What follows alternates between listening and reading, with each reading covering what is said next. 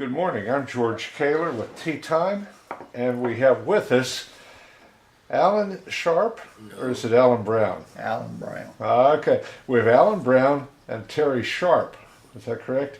And they've been on an incredible journey, and it hasn't met with success yet, but it's getting a lot of publicity, and there's a good reason why. You're retired Marines, or you were in the Marine Corps? We were in the Marine Corps. We didn't retire from the Marine Corps. And what are you trying to do here? Is there a left behind Marine somewhere that you're trying to find? What's going on? Well, it's Sgt Andrew Tahmooressi. He's not left behind. Well, he is left behind, but he just made a wrong turn in Mexico with his vehicle with his loaded weapons in it. That it was legal weapons that he was carrying to San Francisco, where he was moving to. San Diego. And he saw the mistake he'd made and tried to turn around, but they wouldn't let him turn around. So he had to go forward into Mexico. And once he got there, he told me, I had my weapons with me and stuff like that. So they immediately arrested him because it's illegal to have weapons in Mexico. But he had no intention of going into Mexico. He just got in the wrong lane. He couldn't turn around because of bad signage and everything else at the Mexican border. Was the border not marked where he went in? It was marked, but very not clear. It was real small signs, graffiti and everywhere. Anybody can make a mistake to do that. Greta Van Susteren even drove it herself and videoed it while she was doing it. You could see how you could make the mistake and get in the wrong lane. And once you're in it, you can't turn around because there's concrete barriers on both sides. So he just simply made the wrong turn and couldn't get out of it. And then they've held him now for over 6 months. And He's been in Mexico 6 months for a wrong turn. in prison, in a bad prison too. They've abused him there. It's sort of like a prisoner of war. So he has post-traumatic stress disorders, which is going to San Diego to the hospital for treatment for that. And being in this Mexican prison is probably worse than the 2 tours he pulled in Afghanistan. So our mission, the first time we went, we've done this is the second trip to Washington, D.C. Last month we done a walk from Summerfield, North Carolina to Washington. It took 21 days. And once we got there, we read a letter for Obama to make the call to get Sgt. Andrew Tahmooressi out of the prison and back in American soil where he can get his help he needed. And it's evident it fell on deaf ears at that time. But this second trip, a lot of ears are opened up in the political area. So they're moving a little bit better now than they did last time. So It would seem that I've been around politicians a lot, and I got a guy out of Malaysia pretty much on a phone call. What seems to be the problem? When one president calls another, just as a courtesy, you just do it. Why hasn't Obama made the call? I don't understand why he hasn't. I don't think he has much use for the military to begin with. And the Democrats on top of that, they could have had him do this a long time ago. They could go to the White House and tell him to make the call, and he would. But Republican go to the White House, he's wasting his time because he won't do anything for Republicans. And right now I'm blaming the Democrats for this mess. Do you think they're just so in lockstep with the president that they're afraid to speak up for the sergeant who's being kept in Mexico? I don't think they're afraid. Reid and Pelosi and Schultz and those cats, they're not afraid of the president by no stretch of the imagination. They just don't care about the American servicemen and servicewomen. That's what I see. Well, a couple of months ago, Mr. Obama traded 5 of the most horrific terrorists in the world, who are now operative again. He traded them on behalf of an actual prisoner of war who had a dubious background in some of the things he had done. I don't want to try to get inside the head of the president, but is there is there a problem here with this sergeant? Is there something that he did, something else that he did, that would make the president angry with him and the Democrats desert a fellow American? I don't know what that could be. I mean, this Marine is a decorated Marine, 2 tours in Afghanistan. And I don't know how he can make the president mad about something. There's nothing to do with that. The one he traded for 5 Taliban. In the Marine Corps, you walk off your post, you're the deserter. And he walked off his post and got caught. You know, but if he hadn't walked off his post, he wouldn't have got caught. He wouldn't have been 5 years with the Taliban or whoever was with. So, you know, he left his post. We traded 5 top value Taliban generals for him. And I don't understand the reason behind that at all. And here we got a decorated Marine, 2 tours in Afghanistan, served his country 110%. And we can't even get him to make a phone call to President Nito down in Mexico and tell him to turn him loose or we're going to cut your funding. You know, which would happen real quick. He'd be across the border real fast. Money talks. Let me ask you a little bit about you two guys. I mean, I'm 70 years old, and I was thinking, can I walk 300 miles up and 300 miles back? And you two aren't too horribly far behind. Terry, how old are you? I'll be 64 on November 1st. 64. Alan? 64, December 26th. So you're both over 60 now. I'm going to post a picture on this of your foot, Alan. And I show my face too now. yeah, but your foot looks a lot worse. Yeah. What about this walk? Has it been difficult? It looks injurious. It's painful, you know. It's really painful, you know, but it's nothing compared to what the Sgt Sgt Tahmooressi is going through. So, you know, we can do the walk. You know, we can do that. We're able to do that. He's not able to do anything. He's locked up, solitary confinement. And I was seriously wounded in Vietnam. I had the muscles, I guess they still missing, whatever. When I walk, the calves of my legs where the shrapnel went in, they go in and out when I walk. Shrapnel now along my spinal cord. And why I'm saying this is that determination for the fact that we don't leave no one behind, and Marine never leaves theirs behind. And this is America. And we went to the House and the Senate and the Congress 2 days. Most of them, they were all at home politics. And we had this one, which was Virginia's what, buddy? I don't remember his name right offhand, but he apologized. But he wasn't there. You see, but he should apologize to me as well then.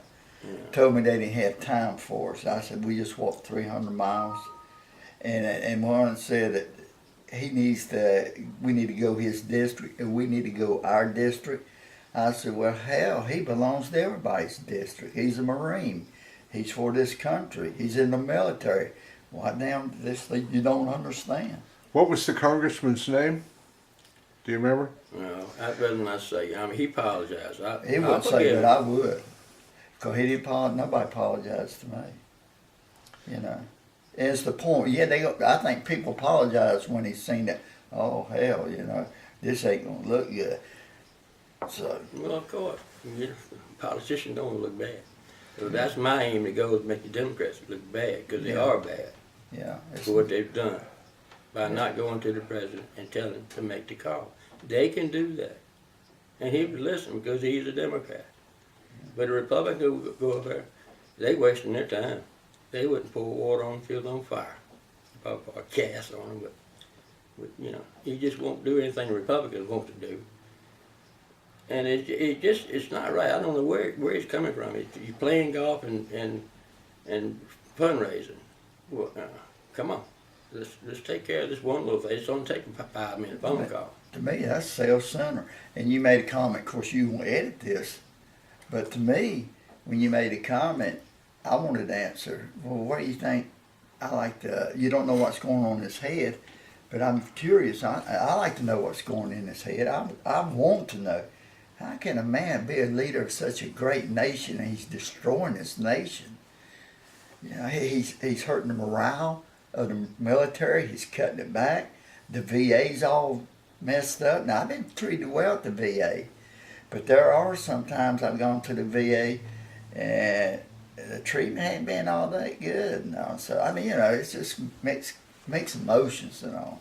Well, the VA got more foreign doctors than you can shake a stick at. We don't even understand. Can't sometimes. understand. You have to ask them 2 or 3 times what they're talking And then, about. yeah, then they feel like we're bothering them. They don't have time for us. They got patient waiting on us, which they have right many. So, and I understand that part. But. Well, you two are doing so much, Alan and Terry. What can the American people do about this? I mean, we don't all have time or the energy or even the ability to walk like you two have. What can the American public do? Keep bombarding those Democrats with letters, emails, phone calls. Flood the systems, which they're doing now, but you keep on doing it. You just got to keep on. Everybody, anybody in politics, Republican, Democrat, Independent, whoever they are, keep hitting them every day, hitting them with emails, hitting them with their phone calls. And don't stop. But I agree with Terry. But I'm at the point where I've heard this through Rolling Thunder about the Iraq.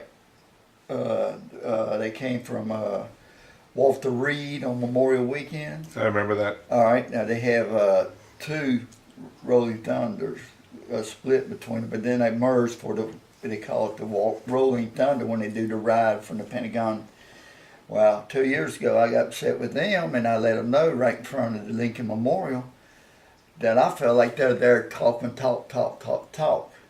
If they mean what they say about getting these veterans coming back now, help, go to the White House and park your bikes and just sit. We don't want no violence. We don't want anything like that. We just want to make note that there's hundreds of thousands out here that are determined for him to make the call. That easy. Talk's over. Release it. Here in Virginia, we have a senator who's running for office again, Democrat Mark Warner, running again for the U.S. Senate. Do you think it would help his race if he were able to get this Marine out of the Mexican prison? Well, I can't vote for him, neither can he. I can. Well, you can, but I'm just saying. A lot of people could if he Yeah. if he would look like the hero that Obama refuses to be. Oh, yeah. You know, to me, it's not about the politics part. I just want him out of there. I want him back home. You know, I don't care who does it.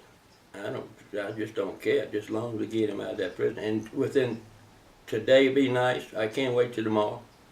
But the sooner to get him out, the better. Because every day he's in the prison, is a day less help he's getting for his post-traumatic stress disorders. And it just gets worse and worse and worse. It's not going to get any better. And so every day is a setback. And they just keep running around circles down there in Mexico. And I've heard from a source from Mexico that the president's popularity has jumped way up because he's sticking it to us. Now, I don't like that part. Yeah. We need to stick it back. And George, I like to may I add that I would, and since I'm not in this area, this district to vote, but I can damn sure be glad to get out there and help him to be elected to do what I need to do to get Congress and senators in there in this situation. We need our country back. We had our country back. This wouldn't have happened, or it wouldn't be in there as long as it has and all. I love this country, and I want this country the way this country was at one time several years ago. But every morning, every hour, I'm seeing it that we're losing it, and we need to stand up. And Tahmooressi is a good example. We're not standing up. The shining city on the hill. It looks like the light is going out. You're in Lynchburg, Virginia right now. How long do you think it will take you to walk the rest of the way home? How much further is it? I don't know exactly. It About took- 130 miles or so? 150 miles? Which, it was 100 on Charlottesville. It's wasn't it? 99 miles from Ruckersville, which is 15 miles north of Charlottesville. I just go by the road sign. I don't really look at the road signs till I get close. And once I get to Ruckersville, it says 99. It's done got the 2 digits, and I can start moving a lot quicker. Yeah, the 2 Starts digits coming is down, better than you know. 3 digits. Yeah. But it's still it's a long ways. How many miles are you going to try to make today? And it's raining, it's wet, and the tractor trailers coming in, blowing water all over you. It's going to be tough. But we got to get to Amherst. So that's probably good. I don't know where we at now. That 460, I don't know. I'll turn around over there. Last time I came back down through the middle of town, straight.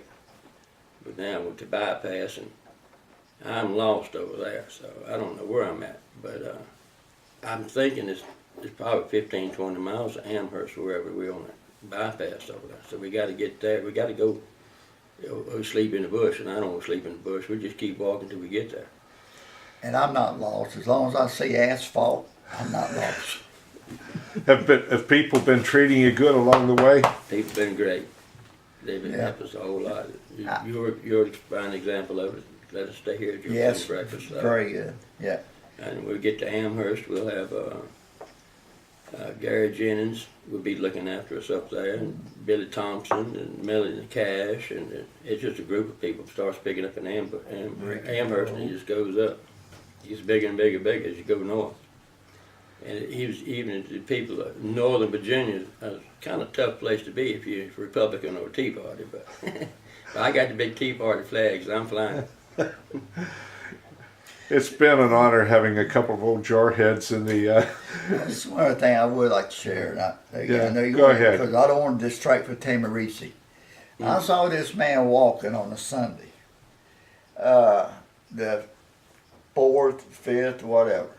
I was on my way to go to my church from my son's church where he's assistant pastor. And I just really want to get involved with the church because that's where I'm living now in South Boston, Virginia. And I want to get to know people and hands-on. I saw this man walking. I had to turn around and see what this is about. Turned around, went back. I could tell he was a Marine because he was damn ugly.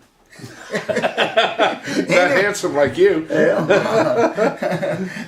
Anyway, he told me that he was walking to D.C. to free Marine Sergeant Tahmooressi. So I asked him if I may join him.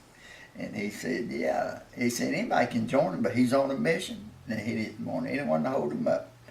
So I said, okay, I go get my gear. So I had to turn back around, going down the road about, I don't know, 6, 7 miles and get on 58. Going to South Boston, I threw my gear in the car.